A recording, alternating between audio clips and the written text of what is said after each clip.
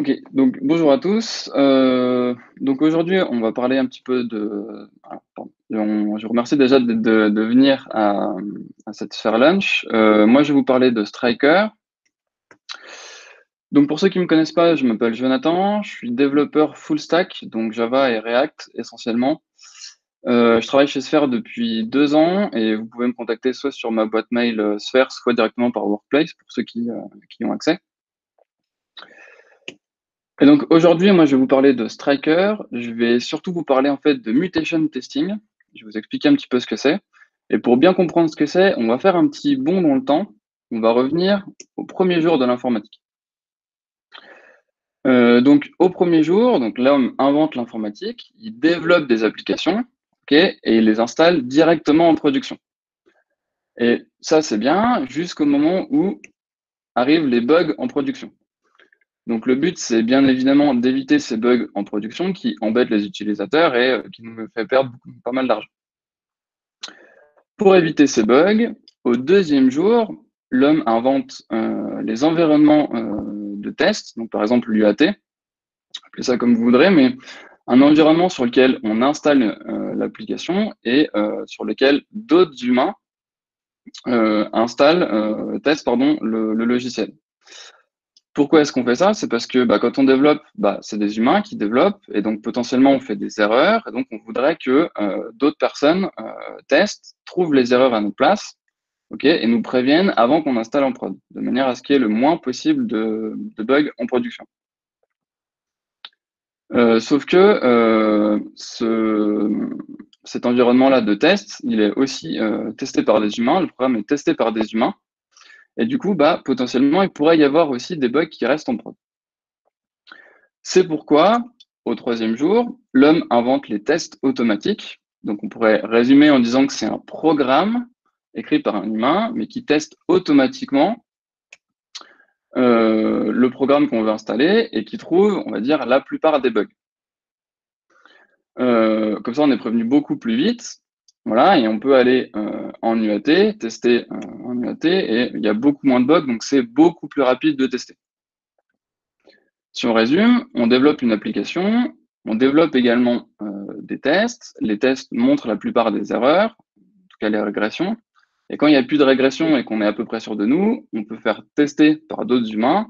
Et quand tout est bon, on installe la production. Tout ça, c'est bien parce que ça nous empêche de mettre des bugs en prod et ça va assez vite parce que la plupart des tests sont automatisés.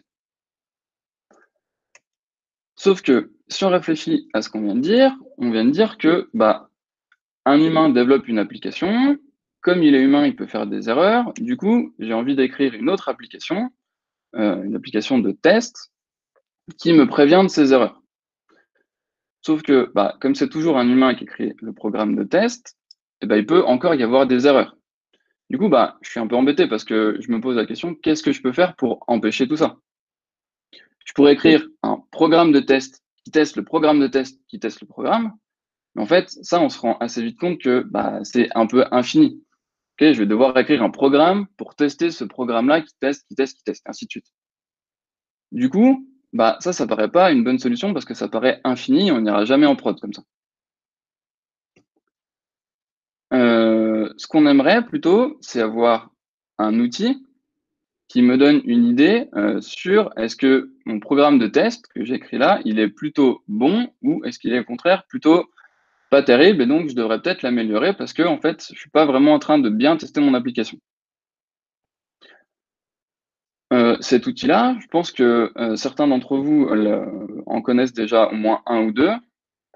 On peut parler par exemple de couverture de code. Ok, donc la couverture de code, pour ceux qui connaissent pas, c'est une idée, enfin c'est un pourcentage du code qui est exécuté par vos tests. Ok, donc ce test-là, par exemple, cette suite de tests va exécuter à peu près 80% ou 100% de votre code. Et donc on va estimer que c'est plutôt bien testé. Ou au contraire, s'il y a un petit pourcentage de votre code qui est exécuté par vos tests, c'est plutôt mal testé. Et cet outil-là, il va vous permettre de trouver les failles de vos tests, okay, de réfléchir et d'analyser sur comment je vais pouvoir améliorer ma suite de tests pour que, enfin, les tests testent vraiment l'application. Sauf que la question qu'on se pose aujourd'hui, c'est est-ce que cette métrique, cette couverture de code, elle suffit à démontrer si les tests sont plutôt bons ou plutôt mauvais? Pour le savoir, je vous propose un petit cas d'utilisation. Juste, je vais juste vérifier que tout se passe bien chez vous. Vous entendez tout, ça va? Ok, parfait. Du coup, hop, on va revenir sur ce petit cas d'utilisation pour vérifier si le code coverage, il est suffisant ou pas. Je vous propose un test qui est vraiment tout simple. Imaginez que vous arrivez sur une nouvelle mission ou sur un nouveau projet. Vous devez travailler sur un module qui vérifie si un nombre est un nombre premier ou pas. Il y a déjà du code qui est écrit. On vous dit ça marche, mais bah, c'est un petit peu long. Il faudrait peut-être refactorer ou améliorer le système. Première chose à faire, on va essayer de lancer l'application. Vous allez voir, elle est vraiment toute simple. Ok, elle dit si 2 est un nombre premier ou pas. Donc là, bah, 2 est un nombre premier, tout va bien. Il y a également des tests, c'est cool. Voilà, il y a toute une suite de tests. Donc je vais la lancer pour vérifier. Ok, donc il y a 5 tests. Les 5 tests passent sur ma machine. Ça a l'air bien. Du coup, bah, ce que j'aimerais bien savoir, c'est si c'est vraiment bien testé ou si au contraire, bah, on a raté des cas dans cette suite de tests. Pour ce faire, je vais lancer le code coverage.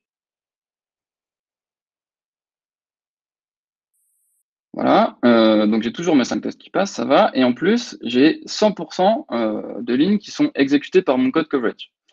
Donc on peut estimer qu'on a une application avec du code, avec des tests. Les tests ont l'air plutôt bons d'après le code coverage parce que 100% c'est quand même un bon résultat. Je pense que là, on est assez bien pour pouvoir refactorer et améliorer le système. On n'a pas trop peur de casser des choses et de faire des régressions. Je vais faire une toute petite amélioration. Je vais vérifier si le nombre est pair. Et ensuite, je vais tester tous les impairs. Donc, c'est parti. Donc, s'il est pair,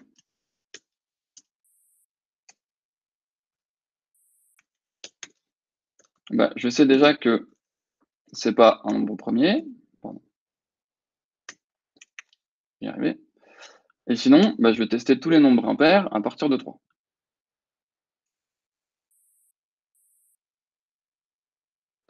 Il me reste quelques cas à gérer, notamment pour les petits nombres comme 1 par exemple, où les premiers sont tous comme 1 par exemple, qui est un nombre premier. Ok, donc le code est vraiment tout simple. Je vais relancer les tests pour vérifier que j'ai rien cassé. Ok, ça a l'air cool, j'ai rien cassé. Tout se passe bien. Je vais quand même, parce que j'ai rajouté du code ici, je vais quand même vérifier que j'ai pas oublié des cas, donc je vais relancer mon code coverage pour vérifier que j'ai toujours 100%. Un petit peu plus long, mais voilà, j'ai toujours 100%. Donc là, si on croit le code coverage, bah, on n'a rien pu casser parce que tous les tests passent et on a 100% de code qui est couvert, qui est exécuté. Ok, donc on peut se dire, bah allez, on installe un UAT et les gens vont tester. Allez, c'est parti. Je lance l'application et là, l'application, elle a complètement changé. Elle donne le résultat inverse. Elle dit que 2 n'est pas promis.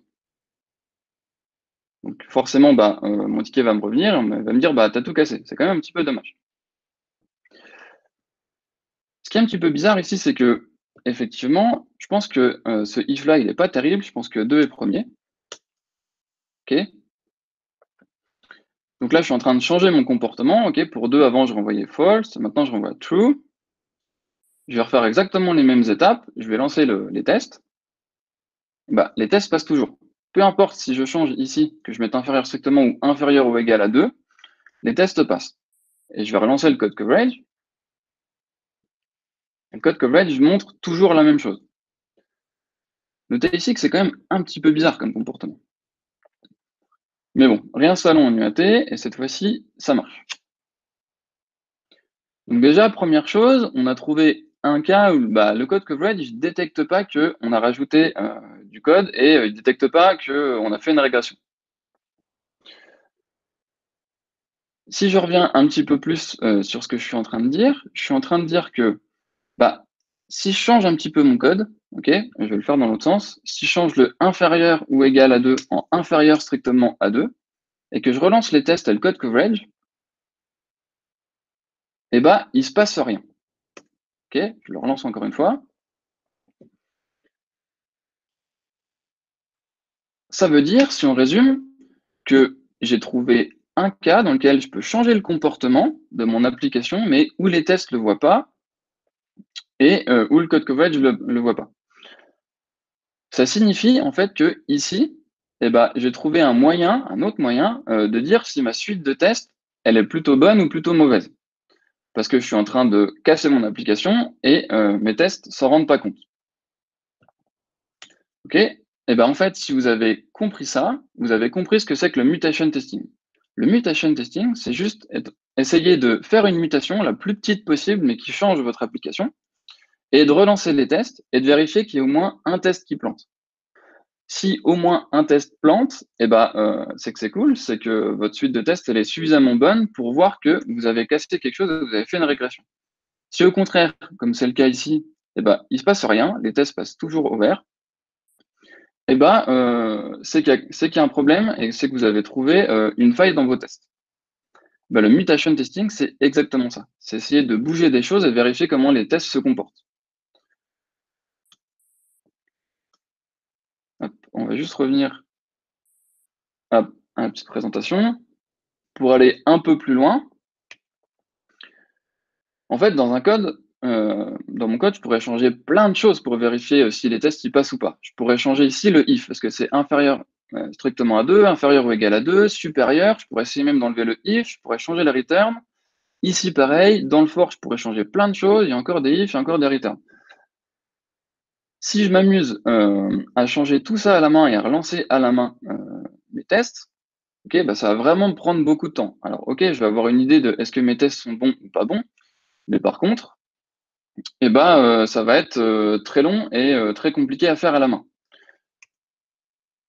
Ok, donc je vais devoir tester tout ça pour voir lesquels passent et lesquels ne passent pas. Moi, ce que je voudrais, c'est avoir un outil qui est automatique, ok, comme le code coverage, que je peux lancer en faisant juste, en cliquant sur un bouton ou en lançant juste une petite commande, d'accord, et qui fait tout automatiquement pour moi et qui me dit à quel point c'est bon ou à quel point c'est mauvais, qui va me donner un pourcentage du code qui résiste aux mutations et qui va me donner également, qui va me montrer les endroits où bah, j'ai pu muter et pourtant les tests n'ont pas montré que j'ai changé le comportement. D'accord. Le but, c'est justement de trouver où bah, les tests n'ont pas été si bons que ça. Comme j'ai pas envie de le faire à la main, bah, je vais utiliser un outil automatique. Moi, je vous en présente un qui s'appelle Striker, mais sachez qu'il y en a plein d'autres. En fonction du langage et de la manière dont vous voulez l'installer, il y a plein d'alternatives. Ce qui est cool quand même avec Striker, c'est qu'il marche avec JavaScript et tous ses petits amis. Comprenez en fait tout ce qui transpile du JavaScript. Donc, par exemple, TypeScript, pardon, ça va bien marcher. Et sachez qu'il y a une version de Striker pour .NET et une version pour Scala. Elles sont officiellement en preview, mais j'ai vu sur le GitHub qu'il y a pas mal de gens qui commencent à l'utiliser et quand même, ça marche plutôt bien. Donc, comment ça va marcher? En fait, Striker, il est super simple à installer. Vous lui donnez un petit fichier de configuration, ok, et vous avez la petite ligne de commande qui va bien, qui va lancer automatiquement le mutation testing pour vous. Et qu'est-ce qu'il va faire? Il va vous donner un rapport, donc il va faire toutes les mutations qu'il peut et il va lancer vos tests encore et encore pour trouver toutes les mutations qui résistent. Et il va vous faire un petit rapport qui ressemble vraiment au rapport de code coverage dont vous avez peut-être l'habitude. Et comme ça, vous allez pouvoir analyser ce rapport et essayer de trouver les failles de vos tests. Ce qu'on va faire, si vous voulez bien, je vais revenir sur cette présentation-là, sur ce code-là, et je vais lancer Striker. Donc j'ai dans mon paquet JSON la petite commande Striker qui va bien. Ok, je fais juste Striker run, et Striker va lire le fichier de configuration, qui va juste lui dire comment lancer les tests et quoi tester. Donc, mon projet, c'est en JavaScript. J'utilise NPM, donc il peut lancer les tests via NPM. Et mon test runner, c'est Mocha. Sachez qu'il peut gérer à peu près tous les test runners qui existent en JavaScript. Donc, ça marche très bien avec Jasmine, par exemple.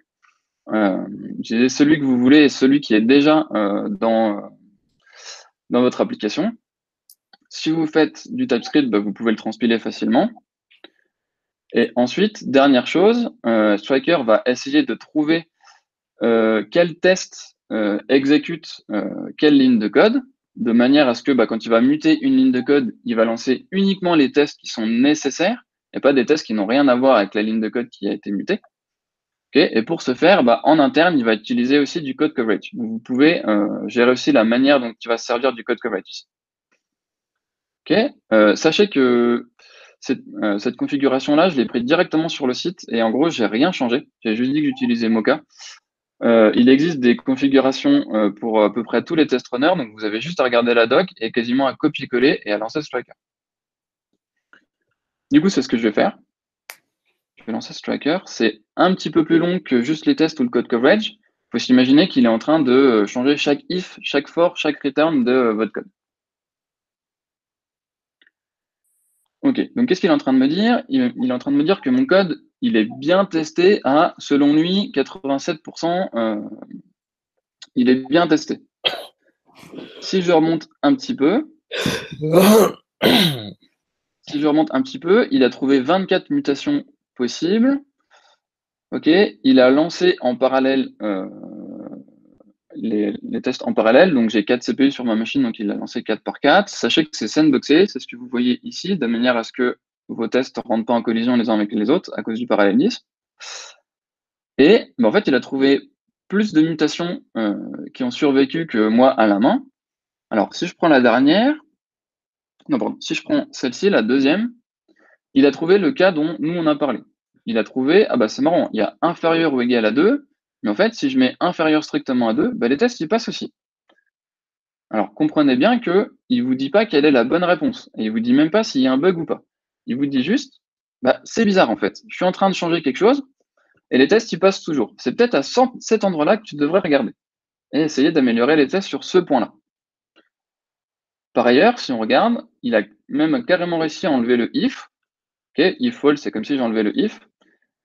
Où il a même réussi à enlever le return true, et les tests, ils passent toujours. Il est presque en train de me dire, il y a un peu du code qui sert à rien.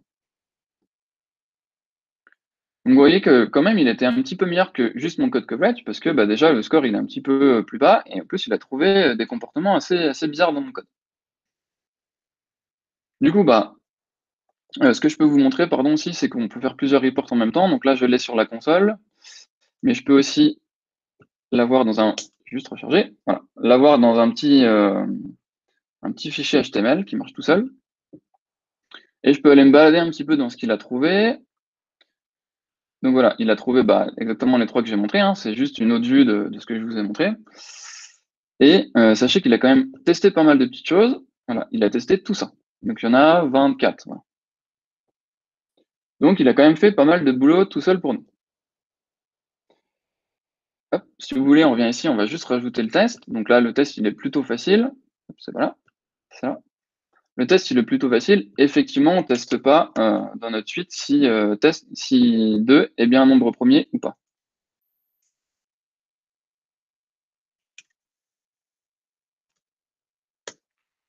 Donc là, j'ai une suite de tests qui s'assure que 2 est bien un nombre premier. Voilà, je vais relancer les tests. Je pense que ouais, donc là, ça passe. Et là, je vais relancer directement Striker.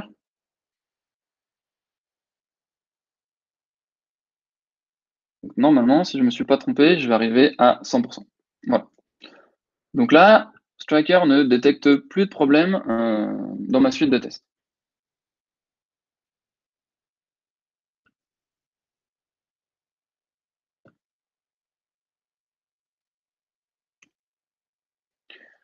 Donc pour conclure, qu'est-ce qu'on a vu? On a vu ce qu'était le mutation testing. C'est un concept tout simple qui consiste à essayer de casser un tout petit peu votre code et à vérifier que les tests se rendent compte que votre code est cassé. Si votre code est cassé, c'est bien, c'est que les tests sont plutôt bien écrits. En tout cas, ils vous préviennent que vous venez de créer un bug. Si au contraire, vous arrivez à rajouter un bug et pourtant les tests ne les voient pas, c'est que votre suite de tests, elle pourrait avoir des failles. J'ai pas envie de le faire à la main, donc je vais utiliser un outil, par exemple Striker, mais il y en a d'autres, qui automatise ça et qui me montre les erreurs que je pourrais avoir dans mon code. Et ça me génère un petit rapport de manière à ce que je puisse analyser ce rapport et que je puisse trouver quel test je pourrais rajouter ou quel use case j'ai pas testé de manière à améliorer ma suite de tests. Donc comprenez bien qu'il y a quand même une action humaine d'analyse pour améliorer la suite de tests. Voilà, c'est tout pour cette présentation. Je vous remercie de votre attention. Ok, super. Donc, on va parler un peu de Deno, donc, ou ces nodes en Verlan. Alors, je vais quand même tenir à préciser une petite attention. Deno, c'est pas du tout encore quelque chose qui est en version totalement stable. On est encore à la version 0.41 actuellement. Elle change à peu près tous les 2 jours environ. Donc, généralement, les projets que vous faites, faut bien fixer les versions par la suite, sinon il n'y a plus rien qui marche, comme la démo que j'avais à faire aujourd'hui. Mais je l'ai à peu près réparée, donc ça devrait aller. En tout cas, voilà, donc, bienvenue dans cette presse. Moi, je m'appelle Nicolas Frizarin, donc je suis chez Sphere depuis 3 ans, développeur full stack, mais que sur la partie JavaScript, TypeScript. Et je suis passionné de nouvelles techno front, particulièrement. Alors, qu'est-ce qui s'est passé exactement? Donc, le 2 juin 2018, à peu près, il y a Ryan Dahl, qui était déjà le créateur de Node.js, qui était déjà monté sur la scène du JSConf en 2009, si je me rappelle bien. À ce moment-là, il avait présenté Node. Donc, le 2 juin 2018, cette fois-ci, il remonte sur scène, mais un peu plus stressé, parce que cette fois-ci, il vient pour dire qu'il supporte plus du tout Node.js.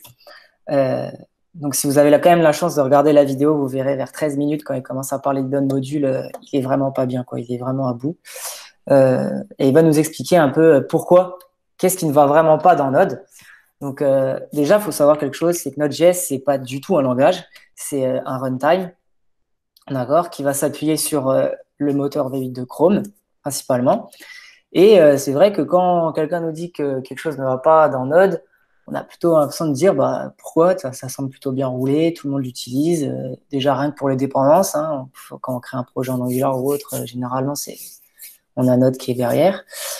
Quand on installe Node, on a NPM. Donc, a priori, l'écosystème, il est à peu près correct. Et il y a beaucoup de libs qui l'utilisent entièrement. Donc, Nest.js principalement, AppyJS, Express, Fastify. Donc, toutes ces librairies-là qui font plutôt des serveurs, elles l'utilisent. Donc, pourquoi d'un coup d'un seul, quelqu'un nous dit que ça ne va plus? Et en fait, il y a beaucoup de choses qui ne vont pas. Déjà, les promises. Donc, bon, malheureusement, elles sont parties trop tôt, pas dû au Covid-19, bien évidemment. Mais en effet, au tout démarrage de Node, notre cher confrère avait introduit les promesses. Et il les a enlevées aussitôt. Alors, il les a enlevées aussitôt, tout simplement pour mettre en place ce qu'on appelle les callbacks, d'où principalement, des fois, quand le code, on le voit, il ressemble des fois aux chutes du Niagara. Mais en gros, voilà. Donc, les callbacks, donc, l'API de Node est basée principalement, donc, je le répète, sur les callbacks, mais ça vieillit mal. Surtout avec toutes les couches d'abstraction qui vont être faites par la suite pour pallier au problème. Donc, voilà. On se dit déjà, ça avait été introduit et il y a déjà eu pas mal de bugs. Du coup, on a fait pas mal de couches, ce qui fait déjà que le code devient beaucoup moins maintenable qu'au début. On a une sécurité, donc la sécurité, elle est quasiment nulle. Bon, elle est faible, mais en vrai, quasiment nulle. Pourquoi? Parce que même si le moteur V8 il est entièrement sécurisé, Node en lui-même, il n'y est pas du tout. En effet, par exemple, quand on lance en runtime Node, on peut accéder directement au fichier, au call system. Et ce qui est magnifique, c'est que le tout est fait sans restriction. Donc, normalement, le runtime de Node, il ne devrait pas avoir des droits pareils sans restriction. C'est bien trop dangereux. Donc, il faudrait faire quelque chose pour la sécurité. Ensuite, on a un système de build qui est complètement parti à la dérive. En effet, avec son petit package partenaire qui s'appelle Node.js. Donc, généralement, déjà, pour les personnes qui font de l'Angular, faites un npm install, vous verrez à la fin, vous avez un truc qui s'appelle Node.js qui vient s'y mettre et qui va regarder si vos sources sont bien. Alors, qu'est-ce que c'est le système de build de Node.js? En fait, simplement, ça sert à compiler du C ou du C++ en JS afin de pouvoir faire des requires dans notre code. Donc, en effet, à chaque fois, quand on crée que que ça soit en Node.js ou généralement en TypeScript, ce qui se passe à la fin, c'est qu'on fait bien require de quelque chose dans la lib. Alors, donc ça, ce mot require, c'est quand même indispensable au bon fonctionnement de Node. Mais en fait, Git, c'est un peu l'enfer sur Terre. C'est en fait tellement l'enfer que même Chrome a cessé de l'utiliser. Et en fait, on peut dire qu'actuellement, en 2020, l'unique utilisateur de Git, ça reste Node. Donc, il n'y a plus que qui le font, quoi. Enfin, on a le fameux et unique package JSON. Donc, c'est un peu la centrale des dépendances. Je dirais même que c'est le cœur d'une application Node. En effet, on a un require accès direct au package JSON. Donc, NPM permettant de télécharger les dépendances. Et en fait, ce qui s'est passé en faisant ça, c'est qu'on a rendu le package JSON et NPM indispensables dans Node. Qu'on vient rajouter une petite couche. Donc, en gros, Node, c'est vraiment un écosystème qui est déjà assez lourd. Et enfin, on a le fameux dossier Node module. Donc, qu'est-ce qui se passe? Pourquoi on a ce dossier-là? Bah, tout simplement, quand on va lancer un npm install, cette commande, elle va appeler un algo qui est extrêmement complexe, qui va télécharger des dépendances, qui va télécharger les dépendances des dépendances, et on stocke tout ça dans un dossier Node module. Et donc, on a un dossier qui pèse je ne sais combien, mais en tout cas, ça fait beaucoup. Quand on a beaucoup de projets front, on se retrouve avec beaucoup de Node modules, ce qui fait que ça nous bouffe pas mal de gigas. Donc, si on compare vraiment un petit peu en termes d'objets le plus lourd de l'univers, je pense que les Node modules, c'est déjà vraiment pas mal, quoi. C'est un puits sans fond, entre guillemets. Et donc, qu'est-ce qui se passe? On a Deno à la rescousse. Alors, qu'est-ce que Deno, tout simplement? Alors, bah, c'est un runtime qui est basé sur aussi Chrome V8 JS Engine. Alors, il est écrit en Rust. Alors, c'est peut-être le langage qui va surpasser C++. On lit un peu ça partout sur le net. Un grand point d'interrogation. Et par contre, comme je l'ai dit au tout démarrage, Deno, c'est encore en cours de développement. Donc déjà, la diapo, je l'ai fait il y a 2 jours. On était en version 0.40. Aujourd'hui, on est en version 0.41. Donc j'ai fait la mise à jour. Ça a cassé pas mal de petites choses, mais c'est pas grave. Ce qui est vraiment en quoi vraiment cette lib va pouvoir nous aider? Bah, tout simplement parce qu'on dit déjà bye bye au NPM et un package JSON. Donc, comment que ça va se passer au niveau de la gestion des dépendances? Parce qu'on va quand même en avoir. Ça va se faire via une URL HTTP. La dépendance, elle est mise en cache indéfiniment.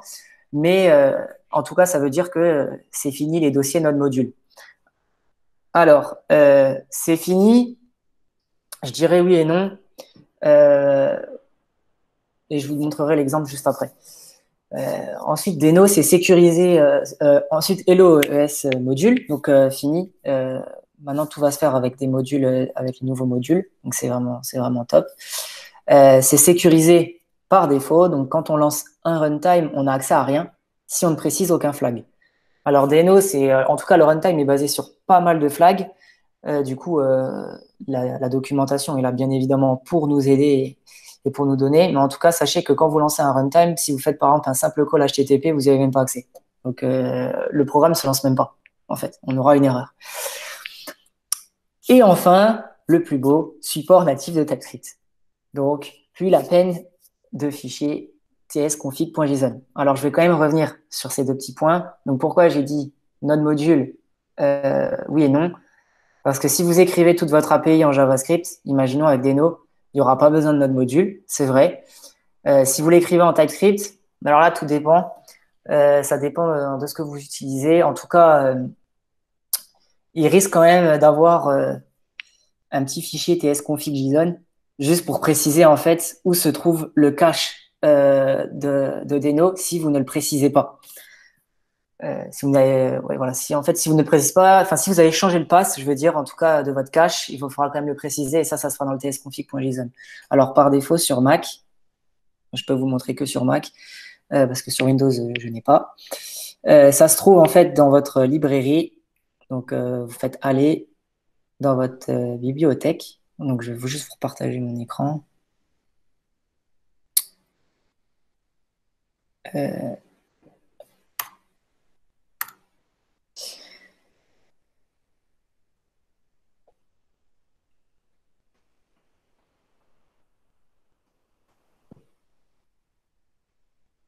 Alors voilà, je ne sais pas si vous voyez bien, mais en tout cas, voilà, ça se trouve dans la bibliothèque. Ici, vous avez un cache, vous avez un truc qui s'appelle, un dossier qui s'appelle Deno. Et dans Deno, vous avez vos dépendances. Et là, vous avez les dépendances HTTP.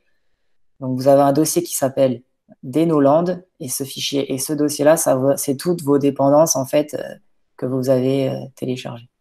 Voilà, donc c'est que des petits fichiers JSON. C'est assez sympa. Voilà. Donc, ok, super. Donc, comment est-ce que ça s'installe tout ça? Donc, déjà, pas d'installable. C'est bien dommage. Mais en tout cas, tout est déjà prévu. Il y a déjà un package manager. Donc, en tout cas, sur Linux et Mac, vous pouvez faire avec Brew install Deno. Et sur Windows, Choco install Deno. Donc, ce qui est bien avec Brew, c'est que ça set automatiquement le pass. Je sais qu'avec Choco, je suis pas sûr, mais je crois pas. Si quelqu'un a Windows, si vous pouvez me le dire. Mais en tout cas, je crois pas. Alors, et ça ressemble à quoi en fait, tout simplement, Deno? Alors, c'est assez simple. C'est tout simplement, voilà, je viens de l'écrire. En gros, ici, vous importez votre serveur. Donc là, ici, c'est un exemple juste pour créer un serveur. Donc, vous créez un petit serveur. Donc ici, c'est la réponse que je vais envoyer. Je veux que le serveur se lance sur le serveur vinyle. Et ensuite, qu'est-ce que je fais? Alors, je load simplement, je lance mon serveur et à chaque fois que je lance une requête sur le port vinyle de mon localhost, ça me répond Hello World. OK? Donc, ce petit morceau de code-là a changé et je vous le montrerai juste après. Donc, qu'est-ce qui va se tomber directement? On va lancer et comme je vous l'ai dit, donc on va télécharger les dépendances et bim, on a déjà une belle erreur. Donc, on peut dire pour un premier test, c'est un peu loupé, mais c'est une erreur qui est assez facile en fait. Pourquoi? Parce que c'est simplement, comme je vous l'ai dit, Deno, tout est bloqué, donc c'est vraiment c'est sécurisé. Donc en fait là, il nous dit voilà, on n'a pas accès au réseau. Pour avoir accès au réseau, il faut tout simplement mettre encore un flag qui s'appelle Hellonet. D'accord? Donc en mettant ce flag là, normalement, on devrait pouvoir lancer notre serveur. Donc en effet, quand je l'ai mis, ça va lancer mon erreur. Donc on avait une erreur de connexion qui se résout assez facilement. Donc je vais vous montrer qu'est-ce que ça donne vraiment. Donc je sais pas, tout le monde voit mon morceau de code là ou pas du tout? Enfin, en vrai. Je veux dire mon VSL Studio Code. Oui? Ok. Super. Alors voilà, comme je vous l'ai dit, c'est déjà le code a déjà changé. Donc pour vous dire, j'ai fait il y avait même pas 2 jours ce morceau de code là. J'étais en version 0.40, ça marchait. Là, ça marche plus. Enfin, ça ne marchait plus. Donc en fait, ce qui se passe, c'est qu'avec Deno, si vous voulez, vous avez quand même la possibilité de mettre la version que vous voulez. Donc là, actuellement, je suis en version 0.41. Du coup, je lui ai dit, va chercher la version serveur TS qui correspond à la version 0.41. En faisant ça, donc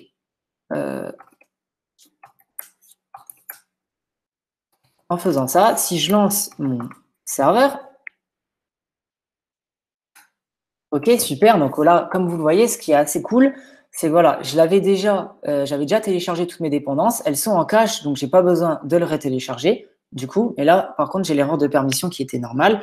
Donc en effet, si maintenant je place gentiment ce flag, voilà, j'ai bien mon serveur qui démarre. Et en effet, si je vais ici et que je tape ah non, c'est pas ça. Donc ça, c'est chose. Voilà. Donc c'est bien, c'est cool, ça affiche Hello World. Donc tout se passe bien. Voilà. Encore voilà, sachez que si par exemple ici vous allez directement actuellement, si vous allez directement sur la version master, ça plante. Il y a une erreur dans la lib. Ça va être réparé d'ici quelques jours, je pense. Alors, et sur un vrai projet, donc parce que là c'est vraiment un petit projet tout bête. Donc comment que ça se passe? Alors j'ai fait un test, donc je pourrais pas vous le lancer parce que je l'ai pas encore réparé, comme je dis, pas totalement. Du coup, voilà, comment est-ce que j'ai géré? Donc, je l'ai écrit entièrement en TypeScript. Actuellement, vous le voyez, moi, j'ai pas changé en fait mon chemin pour le cache de Deno, donc j'avais pas besoin de mettre ATS config. Voilà, tout simplement, bah, c'est assez simple. Vous écrivez votre fichier, votre projet assez facilement en créant des fichiers TS. Donc, par rapport par rapport au front, entre guillemets, quand on fait des imports. Il faut juste préciser le .ts, sinon ça ne marchera pas. Même si Visual Studio Code vous dit, en tout cas sur VS Code, je le sais, il vous dit qu'il y a une erreur, ça marche très bien. Si vous voulez enlever ces petites erreurs, il vous suffit de télécharger le plugin Deno. Moi, je ne l'avais pas fait parce que c'était vraiment une petite application assez rapide. Voilà, donc en fait, sachez en tout cas que tout ce qui est Deno, il n'y a pas un repo privé comme NPM. Tout se trouve sur Denoland. Donc, pour vous montrer, Denoland, ça ressemble à ça.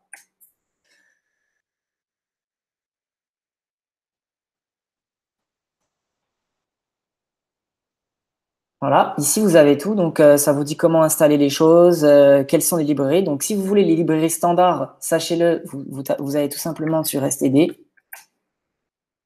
Dans STD, vous avez toutes les librairies standards. Donc ça, c'est les librairies qui sont assurées par la communauté, enfin en tout cas par l'équipe qui travaille sur Deno. Et ensuite, vous avez les modules, les third-part modules, entre guillemets, qui se trouvent sur X. Voilà. Et ici, c'est développé par d'autres personnes en tout cas, et vous avez une petite, vous en avez quand même pas mal.